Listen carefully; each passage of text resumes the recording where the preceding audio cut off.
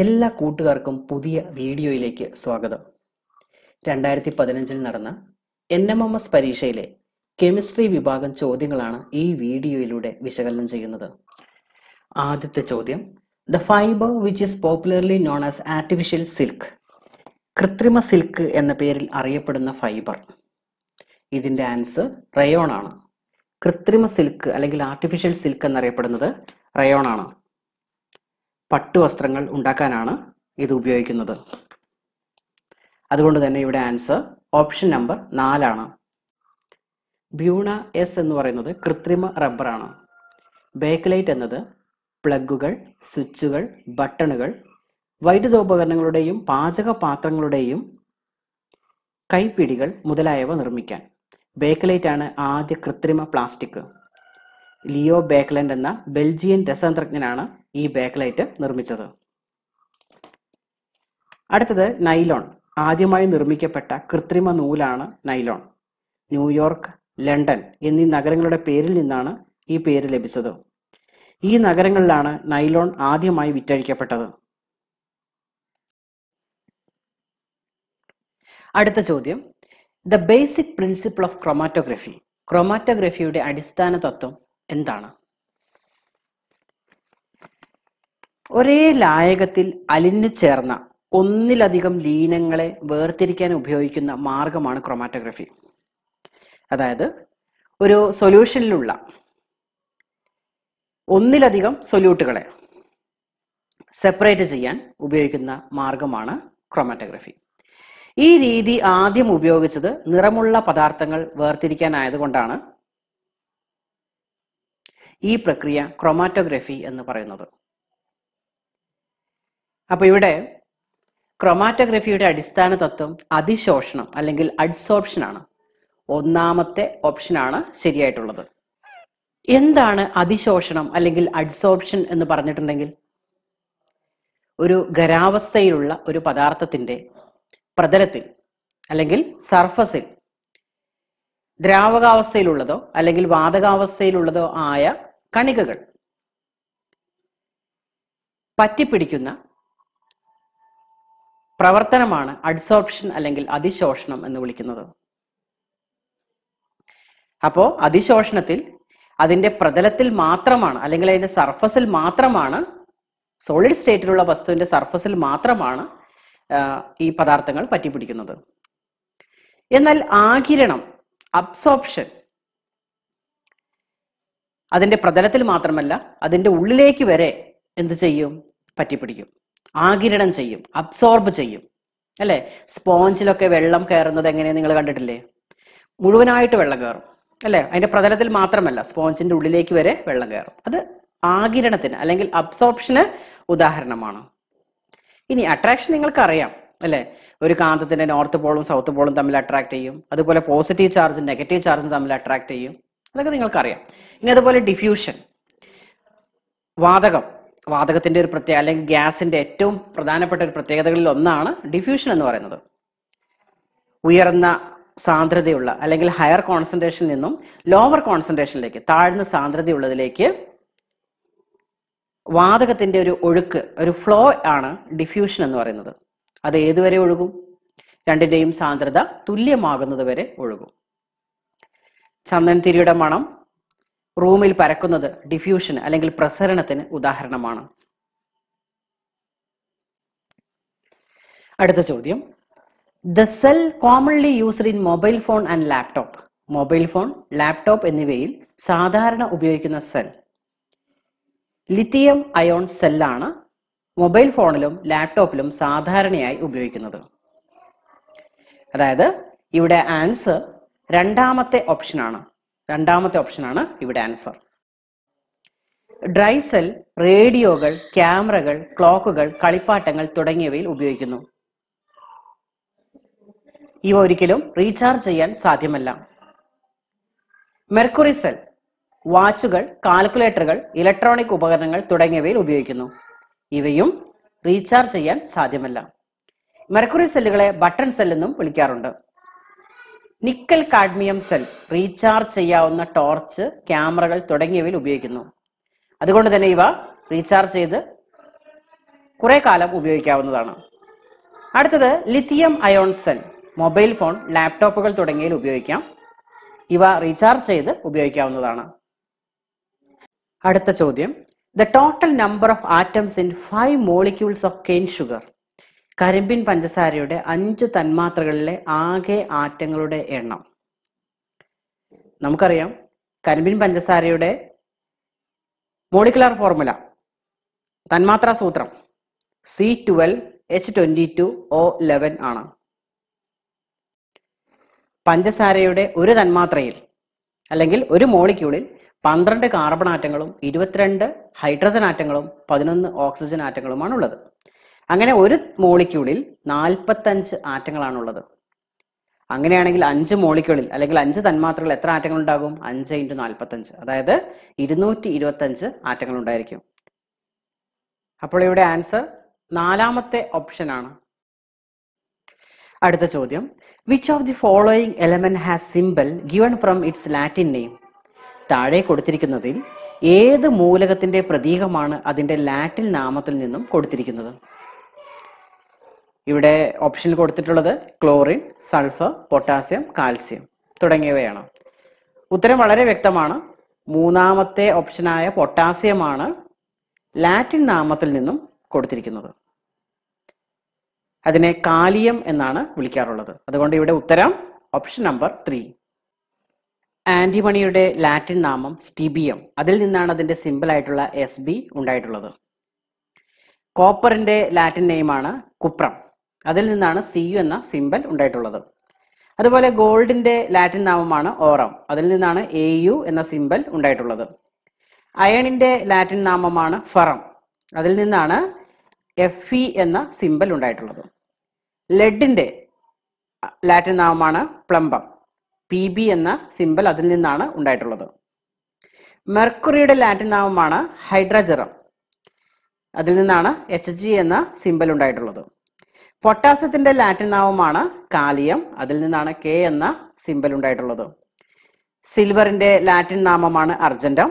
അതിൽ നിന്നാണ് Ag എന്ന സിമ്പിൾ ഉണ്ടായിട്ടുള്ളത്. സോഡിയത്തിന്റെ ലാറ്റിൻ നാമമാണ് നാട്രിയം. അതിൽ നിന്നാണ് Na എന്ന സിമ്പിൾ ഉണ്ടായിട്ടുള്ളത്. ടിന്നിന്റെ ലാറ്റിൻ നാമമാണ് സ്റ്റാനം.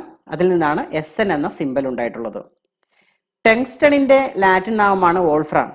അതിൽ നിന്നാണ് W എന്ന സിമ്പിൾ ഉണ്ടായിട്ടുള്ളത്. അടുത്ത ചോദ്യം, the acid present in apple. ആപ്പിളിൽ അടങ്ങിയിരിക്കുന്ന ആസിഡ്. ചോദ്യത്തിൽ നിന്ന് ഉത്തരം വളരെ വ്യക്തമാണ്. മാലിക് ആസിഡ് ആണ് ആപ്പിളിൽ അടങ്ങിയിരിക്കുന്ന ആസിഡ്. അതുകൊണ്ട് തന്നെ ഇവിടെ ഉത്തരം 2ാമത്തെ ഓപ്ഷൻ ആണ്. അസറ്റിക് ആസിഡ് വിനാഗിരിയിൽ അടങ്ങിയിരിക്കുന്ന ആസിഡാണ്. വിനാഗിരി അല്ലെങ്കിൽ സുർക്ക എന്നൊക്കെ വിളിക്കാറുണ്ട്. ലാക്റ്റിക് ആസിഡ് പാലിൽ അല്ലെങ്കിൽ തൈരിൽ ഒക്കെ അടങ്ങിയിട്ടുള്ള ആസിഡാണ് ലാക്റ്റിക് ആസിഡ്.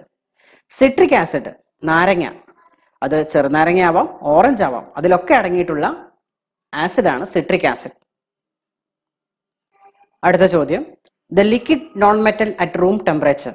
അന്തരീക്ഷ ഊഷ്മാവിൽ ദ്രാവകാവസ്ഥയിൽ കാണപ്പെടുന്ന അലോഹം. ഇവിടെ ബ്രോമിൻ ആണ് ആൻസർ. അതായത് 3ാമത്തെ ഓപ്ഷനായ ബ്രോമിൻ ആണ് ഇവിടെ ശരി ഉത്തരം. ബ്രോമിൻ അന്തരീക്ഷ ഊഷ്മാവിൽ ദ്രാവകാവസ്ഥയിൽ കാണപ്പെടുന്ന ഒരു നോൺ മെറ്റൽ ആണ്.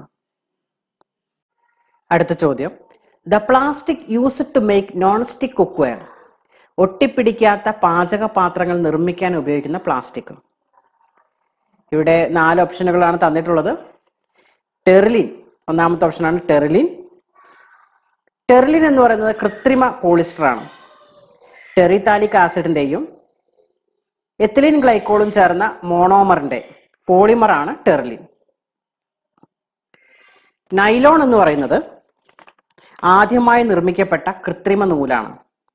ന്യൂയോർക്ക്, ലണ്ടൻ എന്നീ നഗരങ്ങളുടെ പേരിൽ നിന്നാണ് ആ പേര് ലഭിച്ചിട്ടുള്ളത്. ഈ നഗരങ്ങളിലാണ് നൈലോൺ ആദ്യമായി വിറ്റഴിക്കപ്പെട്ടത്. പോളി അക്രിലേറ്റ്, പെയിന്റ് ചുമരിൽ ഒട്ടിപ്പിടിക്കുന്നതിന് ഉപയോഗിക്കുന്ന ഒരു പോളിമറാണ് പോളി അക്രിലേറ്റ്. അതായത് അധസീവായിട്ട് ഒരു പശയായിട്ട് ഉപയോഗിക്കുന്ന, പെയിന്റിൽ ഉപയോഗിക്കുന്ന പോളിമറാണ് പോളി അക്രിലേറ്റ്. അടുത്തതായി ടെഫ്ലോൺ. ടെഫ്ലോൺ ആണ് ഒട്ടിപ്പിടിക്കാത്ത പാചകപാത്രങ്ങൾ നിർമ്മിക്കാൻ ഉപയോഗിക്കുന്നത്. അതായത് നോൺ സ്റ്റിക്ക് കുക്ക് വെയറിൽ ഉപയോഗിക്കുന്ന പ്ലാസ്റ്റിക് ആണ് ടെഫ്ലോൺ എന്ന് പറയുന്നത്. ടെഫ്ലോണിന്റെ മുഴുവൻ പേരാണ് പോളി ടെട്രാഫ്ലൂറോ എത്തിലീൻ. അതുകൊണ്ട് തന്നെ ഇവിടെ ആൻസർ 4ാമത്തെ ഓപ്ഷൻ ആണ്. അടുത്ത ചോദ്യം, the metal not present in the alloy alnico. Alnico എന്ന ലോഹസങ്കരത്തിൽ ഇല്ലാത്ത ലോഹം. അൽനിക്കോ എന്ന് പറയുന്നത് പെർമനന്റ് മാഗ്നറ്റ് അല്ലെങ്കിൽ സ്ഥിരകാന്തം ഉണ്ടാക്കാൻ വേണ്ടി ഉപയോഗിക്കുന്ന അലോയ് ആണ് അല്ലെങ്കിൽ ലോഹസങ്കരമാണ്. പേര് സൂചിപ്പിക്കുന്ന പോലെ തന്നെ അൽനിക്കോയിൽ അലൂമിനിയം, നിക്കൽ, കൊബാൾട്ട്, അയൺ തുടങ്ങിയവയാണ് ഉള്ളത്. അലൂമിനിയം, നിക്കൽ, കൊബാൾട്ട്, അയൺ എന്നീ ലോഹങ്ങൾ കൂടിച്ചേർന്നതാണ് അൽനിക്കോ. അപ്പോൾ അതിലില്ലാത്തത് കോപ്പർ ആണ്. അതായത് 1ാമത്തെ ഓപ്ഷൻ ആണ് ഇവിടെ ആൻസർ.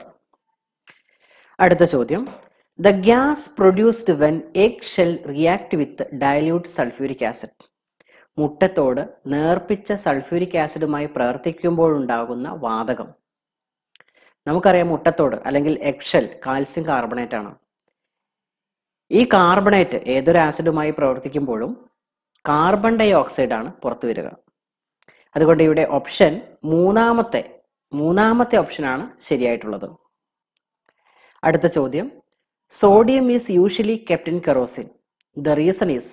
സോഡിയം സാധാരണമായി മണ്ണെണ്ണയിലാണ് സൂക്ഷിക്കുന്നത്. കാരണം നമുക്കറിയാം സോഡിയം വളരെ റിയാക്ടിവിറ്റി കൂടിയ അല്ലെങ്കിൽ ക്രിയാശീലത കൂടിയ ഒരു ലോഹമാണ്, മെറ്റലാണ്. അന്തരീക്ഷത്തിലെ വായു, ഈർപ്പം, എയർ അല്ലെങ്കിൽ മോയ്സ്ചറുമായിട്ടൊക്കെ തന്നെ രാസപ്രവർത്തനം നടത്താൻ ഇവയ്ക്ക് സാധിക്കും. വളരെ തീവ്രമായി ഇവ വായുവുമായും ഈർപ്പവുമായും പ്രവർത്തിക്കുന്നു. അങ്ങനെ പ്രവർത്തിച്ച് കത്തിപ്പോവാനുള്ള സാധ്യതകളുണ്ട്. അത് ഒഴിവാക്കുന്നതിനാണ് വായു, ഈർപ്പം, എയർ, മോയ്സ്ചർ എന്നിവയുമായുള്ള സമ്പർക്കം ഒഴിവാക്കുന്നതിന് വേണ്ടിയാണ് മണ്ണെണ്ണയിൽ സൂക്ഷിക്കുന്നത്. അതുകൊണ്ട് തന്നെ ഇവിടെ ആൻസർ 4ാമത്തെ ഓപ്ഷൻ ആണ്. അടുത്ത ചോദ്യം, which of the following are isobar. താഴെ കൊടുത്തിരിക്കുന്നവയിൽ ഐസോബാറുകൾ ഏതാണ്? എന്താണ് ഐസോബാറുകൾ എന്ന് പറഞ്ഞാൽ? ഒരേ മാസ് നമ്പറും വ്യത്യസ്ത ആറ്റോമിക നമ്പറും ഉള്ള ആറ്റങ്ങളെയാണ് ഐസോബാറുകൾ എന്ന് വിളിക്കുന്നത്. ആറ്റോമിക നമ്പർ ഒരാറ്റത്തിന്റെ ഇടതുവശത്ത് താഴെയായിട്ടാണ് എഴുതാറുള്ളത്, അല്ലെങ്കിൽ സബ്സ്ക്രിപ്റ്റ് ആയിട്ടാണ് എഴുതാറുള്ളത്. എന്നാൽ മാസ് നമ്പർ ആണെങ്കിൽ ആറ്റത്തിന്റെ മുകളിലായിട്ട് അല്ലെങ്കിൽ സൂപ്പർ സ്ക്രിപ്റ്റ് ആയിട്ടാണ് എഴുതാറുള്ളത്. അപ്പൊ ഇവിടെ നോക്കുകയാണെങ്കിൽ 3ാമത്തെ ഓപ്ഷനിൽ കാൽസ്യം, ആർഗൺ ഇവയുടെ മാസ് നമ്പർ 40 ആണ്. കാൽസ്യത്തിന്റെ ആറ്റോമിക നമ്പർ 20ഉം ആർഗണിന്റെ ആറ്റോമിക നമ്പർ 18ഉമാണ്. പക്ഷെ രണ്ടിന്റെയും മാസ് നമ്പർ തുല്യമാണ്, 40 ആണ്. അങ്ങനെ മാസ് നമ്പർ തുല്യവും ആറ്റോമിക നമ്പർ വ്യത്യസ്തവുമായ ആറ്റങ്ങളെ ഐസോബാറുകൾ എന്ന് വിളിക്കുന്നു. അപ്പോൾ ഇവിടെ 3ാമത്തെ ഓപ്ഷനാണ് ശരിയായിട്ടുള്ളത്. അടുത്ത ചോദ്യം, oleum is prepared by. Oleum നിർമ്മിക്കുന്നത്. സൾഫ്യൂരിക് ആസിഡിന്റെ നിർമ്മാണ ഘട്ടത്തിലാണ് ഒലിയം നിർമ്മിക്കുന്നത്. H2S2O7 എന്നുള്ളതാണ് ഒലിയത്തിന്റെ കെമിക്കൽ ഫോർമുല അല്ലെങ്കിൽ രാസസൂത്രം. ഇവിടെ 2ാമത്തെ ഓപ്ഷൻ, അതായത് dissolving SO3 in concentrated H2SO4. SO3 അല്ലെങ്കിൽ സൾഫർ ട്രയോക്സൈഡ് ഗാഢ സൾഫ്യൂരിക് ആസിഡിൽ ലയിപ്പിച്ചാണ് ഒലിയം നിർമ്മിക്കുന്നത്.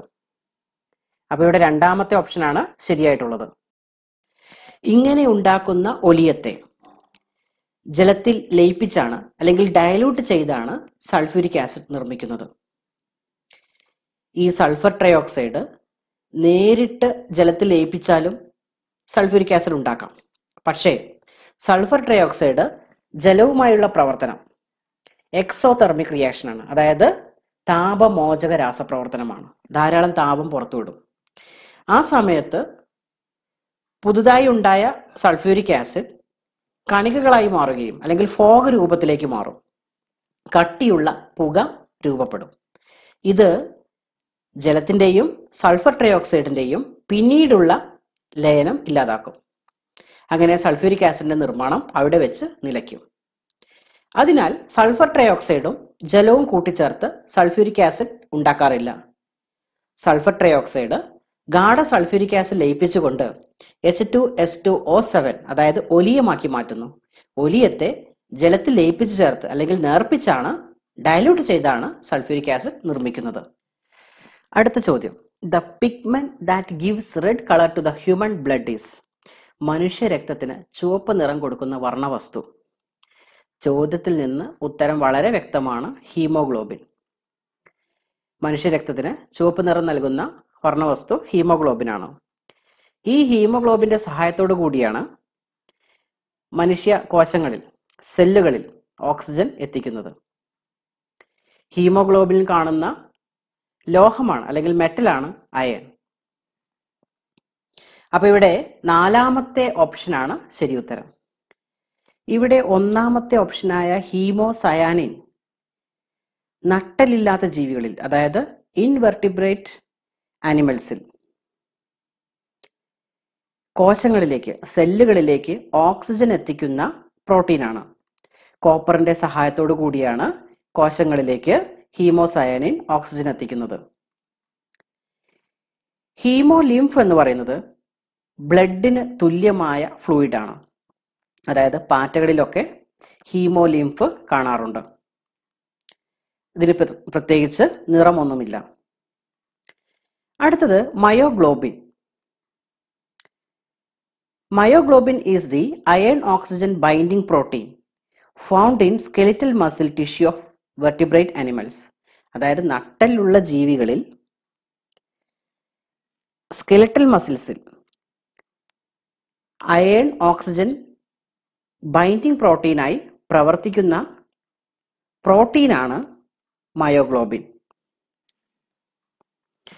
The quantity of water in milk is identified through. പാലിൽ അടങ്ങിയിരിക്കുന്ന ജലത്തിന്റെ അളവ് കണ്ടെത്താൻ സഹായിക്കുന്നത്